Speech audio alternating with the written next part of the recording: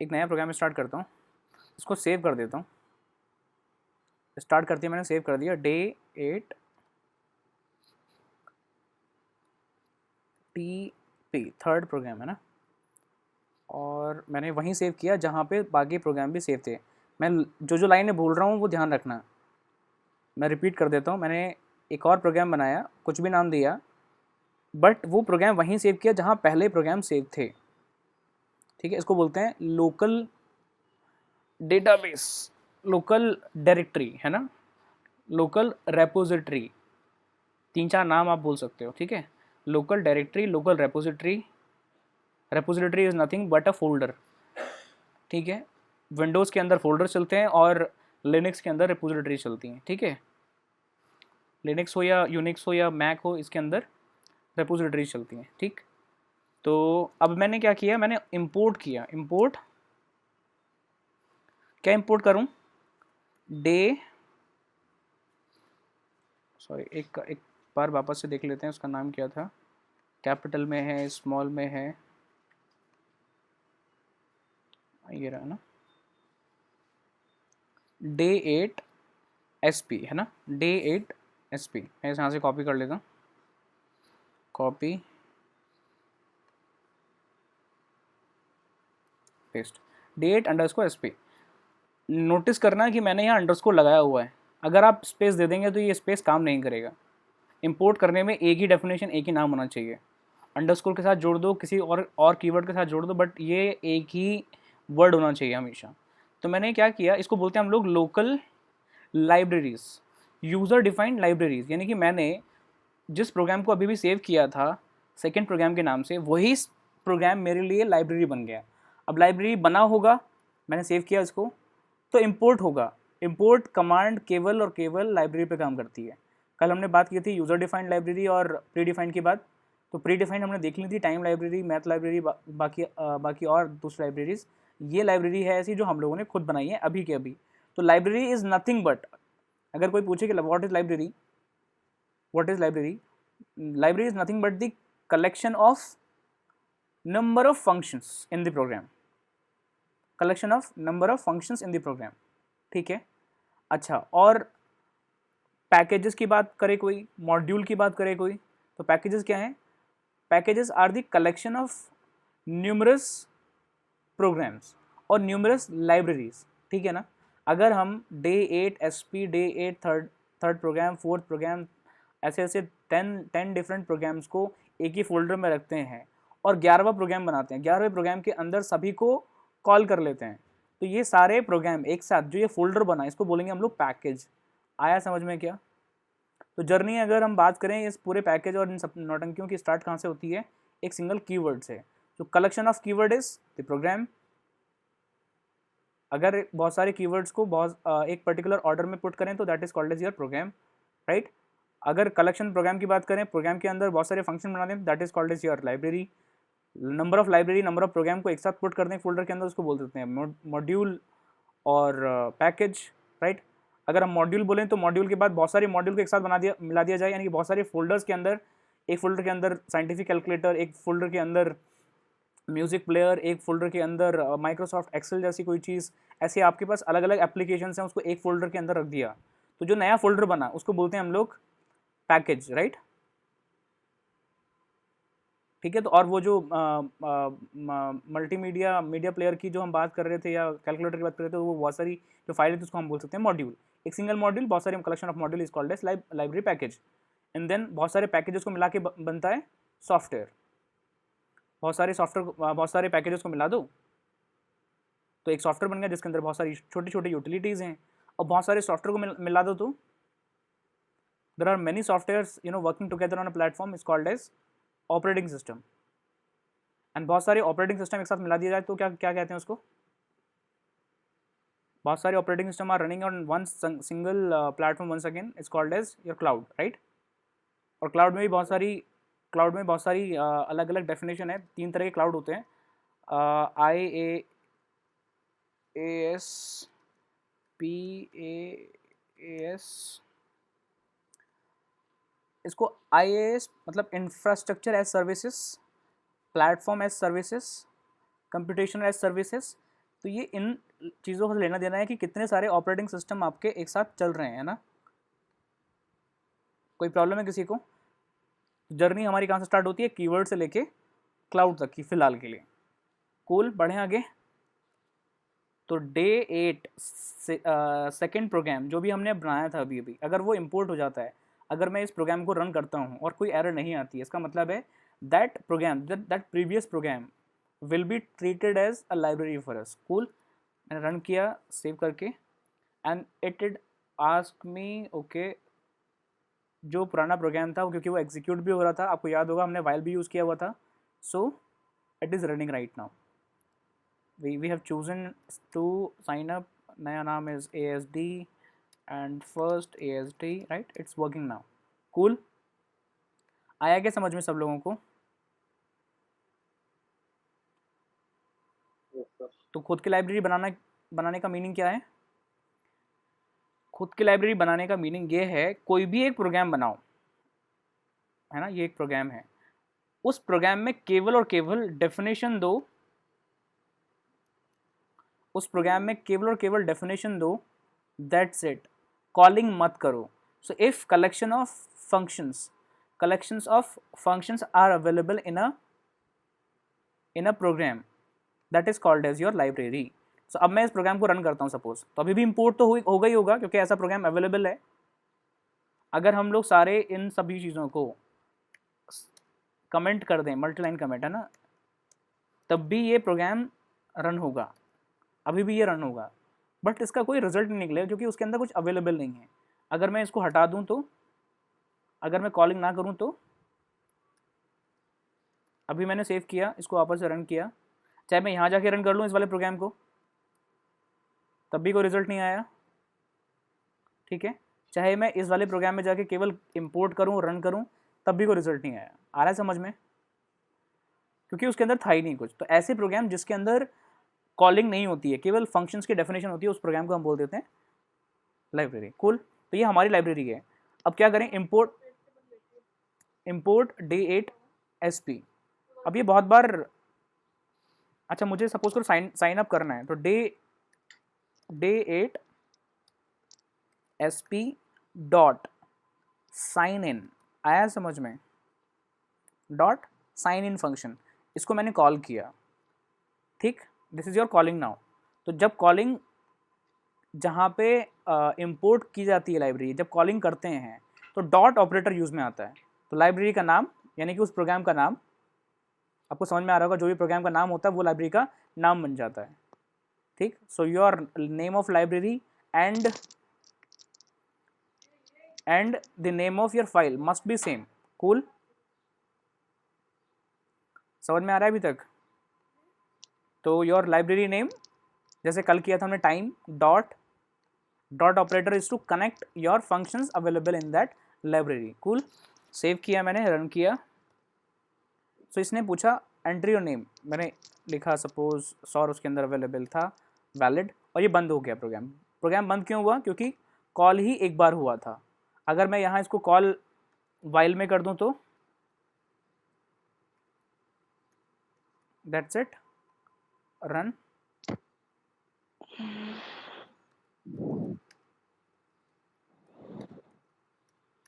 ठीक है ना? तो ये पूरा प्रॉपरली काम करना स्टार्ट कर दिया।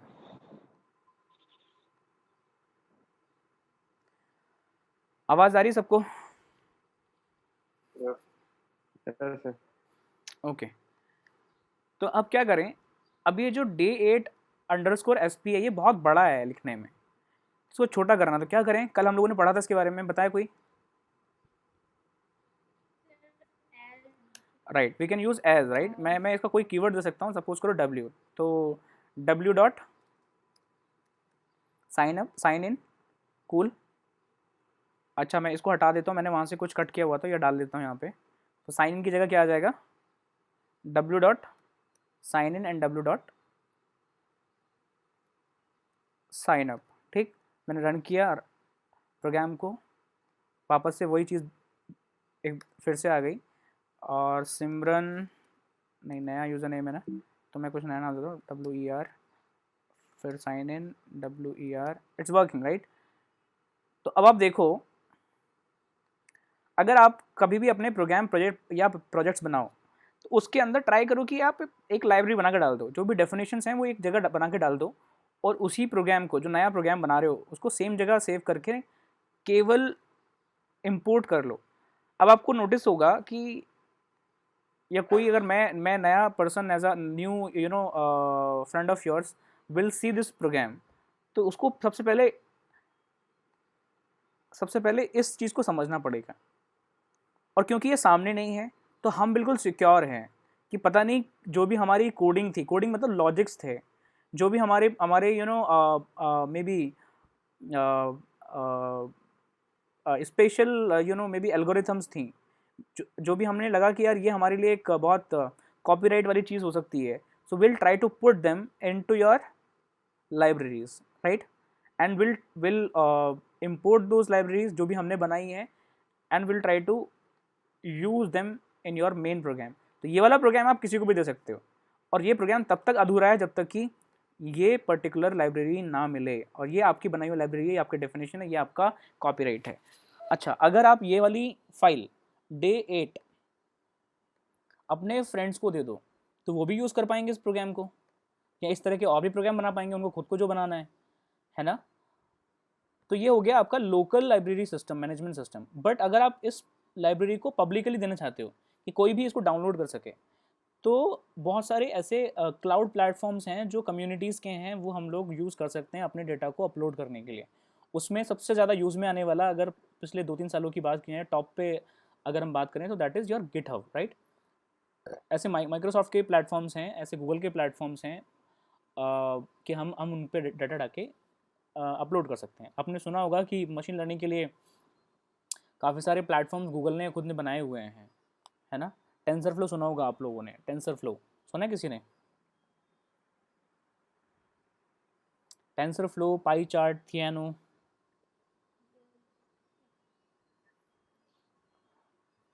हाँ सिमरन। ओके, तो जितने भी प्लेटफॉर्म्स हैं, ये अब अलग अलग जगह पे हम लोग क्लाउड प्लेटफॉर्म्स को अगर यूज़ करेंगे तो जो भी, क्योंकि ये ओपन सोर्स अवेलेबल होगा फिर, यानी कि आपकी लाइब्रेरी बनाई हुई वो कोई भी यूज़ कर पाएगा। कूल। तो ये आप पे डिपेंड करता है। अच्छा, जहाँ आपने अपलोड की होगी ये आपको करना चाहिए, लेकिन अभी छोटे से प्रोग्राम के लिए नहीं, अपना प्रोग्राम बड़ा सा बनाओ, कोई लाइब्रेरी बनाओ और उसको डाके अपलोड कर दो। तो जहाँ भी अपलोड किया होगा उसका आपको पब्लिक यूआरएल मिलता है। पब्लिक यूआरएल का मतलब है कि अगर आप उसको अपने फ्रेंड्स को व्हाट्सएप पे, लिंक्डइन पे अगर शेयर करो तो people can download that directly, right, without any permission. Now what if you will use that particular link in your resume also? So if you'll have resume, you'll upload and you'll share that resume to other people, maybe company peoples, right? So they may directly come to your project and see whether how and what exactly you have prepared, right? Cool। क्या ये useful था जो मैंने बोला अभी तक? Yes, समझ में आया क्या? yes, sir. ओके, तो अभी हमने क्या क्या डिस्कस किया, अगर मोटा मोटी बात करें तो हमने फंक्शंस देखे। फंक्शंस में ये देख लिया कि बेसिक फंक्शंस कैसे बनते हैं, क्या क्या उसके अंदर यूज़ हो सकता है, क्या नहीं यूज़ हो सकता है, मल्टीपल आर्ग्यूमेंट कैसे यूज़ में लेंगे, और इसको मैं और अभी समझाऊंगा आपको। मल्टीपल आर्ग्यूमेंट कैसे यूज़ में लेंगे, मल्टीपल रिटर्न टाइप कैसे ले सकते हैं, किस डेटा को कहाँ पे लिखना है, कॉलिंग कैसे होती है, डिक्लेरेशन कहाँ होती है, कॉलिंग को पहले नहीं कर सकते डिक्लेरेशन से, ठीक है। और जितनी भी इन्फॉर्मेशन है, अगर हम उन इन्फॉर्मेशंस को या फंक्शंस को एक फ़ाइल में सेव कर दें और दूसरे फाइल में उसको इंपोर्ट कर रहे हैं तो कर सकते हैं। इसको हम बोलते हैं user defined libraries, right. And libraries जो हम लोगों ने बनाई है उसके अंदर केवल डेफिनेशंस होनी चाहिए, फंक्शंस की डिक्लेरेशंस होनी चाहिए, कॉलिंग नहीं होनी चाहिए। जहाँ जहाँ हम लोग प्रोग्राम कॉल इंपोर्ट कर रहे हैं लाइब्रेरी को, वहीं पे कॉलिंग होनी चाहिए, ठीक है। ये हमने अब तक पढ़ा है। और रिटर्न का मतलब समझ में आ गया आई गेस, डेफ का मतलब समझ में आ गया आई गेस, और लाइब्रेरी इंपोर्ट करना आ गया हम लोगों को, ठीक है। इतना क्लियर है अभी तक, राइट? ओके, तो एक बार जो लाइब्रेरीज थी, है ना, इंपोर्ट ओएस। अच्छा, दो लाइब्रेरी इंपोर्ट एक साथ करनी हो तो ओएस कॉमा सिस कॉमा टाइम कॉमा, ये सपोज यूज़ होने वाली हैं, तो आप एक साथ भी कर सकते हो, ऐसा कुछ नहीं है। सो OS डॉट, इतना सारा कुछ मसाला है इसके अंदर, सिस्टम के अंदर की, क्योंकि जितने भी वो CSDIR ऐसा आपने सुना होगा कि सिस्टम लाइब्रेरी के अंदर बहुत सारी चीज़ें होती हैं, नहीं। OS डॉट में भी मैं एक कोई कमांड यूज़ करूँ जिससे dir, maybe is there in dir command, maybe no,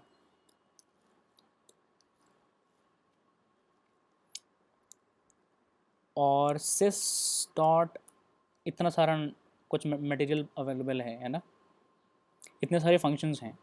अब ये फंक्शंस को क्यों यूज़ करते हैं, कहाँ यूज़ करते हैं, हर फंक्शन की डेफिनेशंस हमें पता होनी चाहिए। तो मैं आपको फाइल हैंडलिंग के लिए जितने भी फंक्शंस यूज़ में आने चाहिए सिस के अंदर के, है ना, वो अपन डिस्कस करेंगे। मैं फ़िलहाल आपको बता रहा हूँ कि हाँ, ये हमारी लाइब्रेरीज इस तरह से इंपोर्ट कर सकते हैं, जो डायरेक्टली इंपोर्ट कर रहे हैं हम लोग, जो भी डायरेक्ट इंपोर्ट हो पा रही है, इंपोर्ट, है ना, जो डायरेक्ट इंपोर्ट हो पा रही हैं, वो सारी library pre defined already system या सॉफ्टवेयर के इंस्टॉलेशन के टाइम पे अवेलेबल हैं, ठीक है।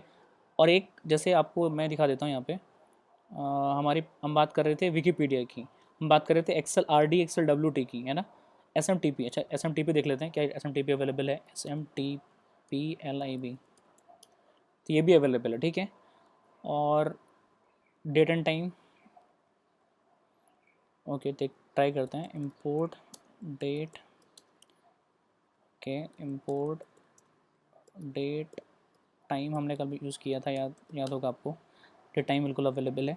और क्या है, विकीपीडिया देखते हैं ना, इंपोर्ट विकीपीडिया, ये अवेलेबल नहीं है, मेरे पास अवेलेबल है ना, मेरे पास अवेलेबल इन द सेंस कि मेरे पास जो ये सॉफ्टवेयर है ऑलरेडी, अभी इसको मैंने चाहते तो मैं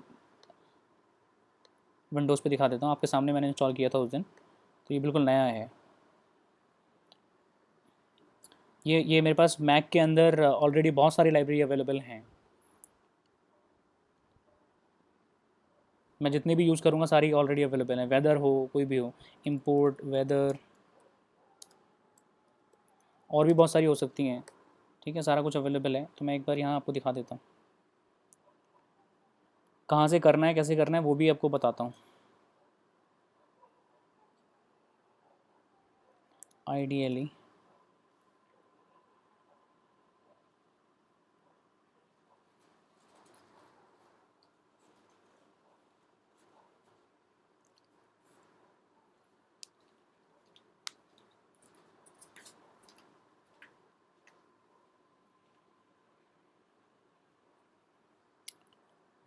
खुल जा सिम,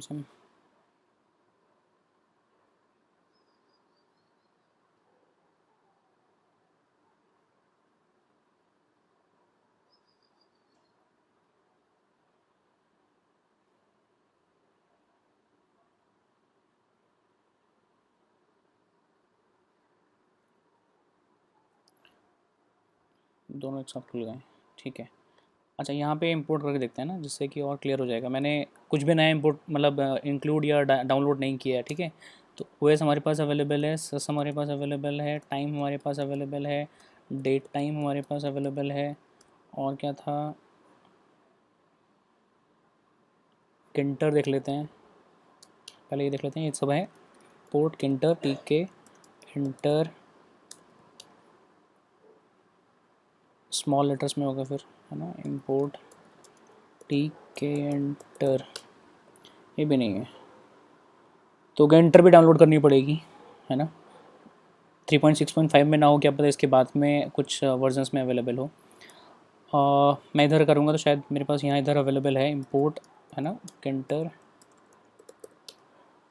यहाँ भी नहीं है क्या, यार, तो यहाँ भी करनी पड़ेगी, ठीक है। अच्छा, किंटर नहीं है, जो भी नहीं है वो उसमें एरर आ जाएगी, है ना, तो उसमें डरने की बात नहीं है। मैं ये दिखाना चाह रहा हूँ कि भाई ये वाली लाइब्रेरीज हम लोगों को यूज़ करनी है फुल। विकीपीडिया जैसे मैंने इधर दिखाया था, तो विकीपीडिया अवेलेबल था, ठीक है। तो इंपोर्ट विकीपीडिया, ये भी अवेलेबल नहीं है। तो जो भी अवेलेबल नहीं होगा तो यहाँ आएगी मॉड्यूल नॉट फाउंड एरर। जब भी मॉड्यूल नॉट फाउंड एरर आएगी तब हम लोगों को उन लाइब्रेरीज़ को इंटरनेट से डाउनलोड करना पड़ेगा, ठीक है क्या? ठीक है क्या? है ना?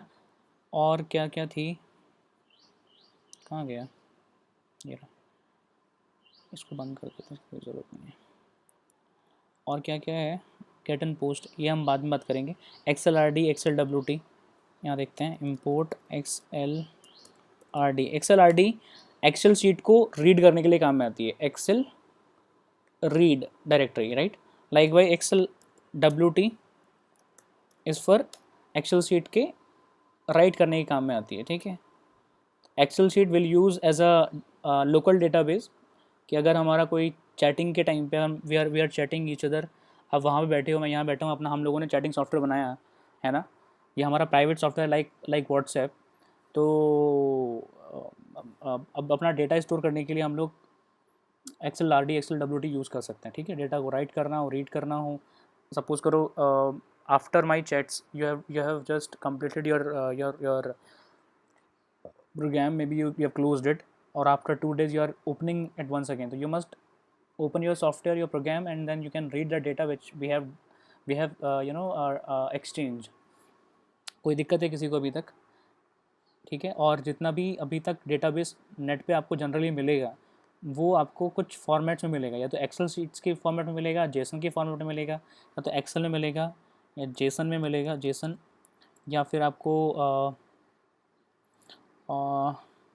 जेसन सबसे ज़्यादा मिलता है वैसे वेबसाइट पे डेटा अवेलेबल, बट अगर जो लोकल डेटा होगा वो एक्सेल में है। मान के चलो कि लगभग 30% की कैटेगरी एक्सेल की मिलेगी, 30-40% की कैटेगरी आपको जेसन की मिलेगी, है ना। बाकी और एक्सएमएल फॉर्मेट है, एक्सएमएल फॉर्मेट काफ़ी यूज़ होता है वेब डेवलपमेंट्स में, जो नेट पे डेटा अवेलेबल होता है। बाकी एसक्यूएल मिल सकता है, एसक्यूएल, ठीक है ना। ये डेटा टाइप्स हैं जो ह्यूज डेटाबेसेस में अवेलेबल होते हैं, ठीक है।